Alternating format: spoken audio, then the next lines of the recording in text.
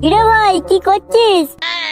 এই তো রে, সামনে তো পরীক্ষা, তাই অঙ্কগুলো একটু প্র্যাকটিস করছি। পড়াচ্ছি বল তোর অঙ্ক প্র্যাকটিস? হ্যাঁ, তোকে যেটার জন্য ফোন করেছি, আমার দাদা শালিকে আজকে ফোন করেছিলাম বুঝলি, তোর ব্যাপারে বললাম।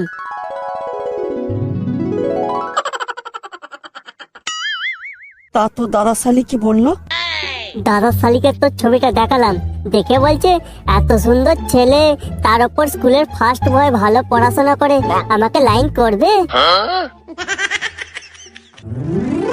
করবে মানে? তুই শুধু জিজ্ঞাসা করবি যে তুমি লাইন করবে নাকি, সেটা বলো।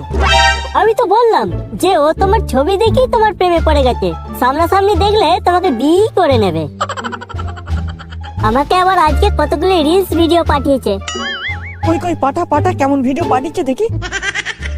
একটুখানি দাঁড়া, ভিডিওগুলো পাঠিয়ে দে।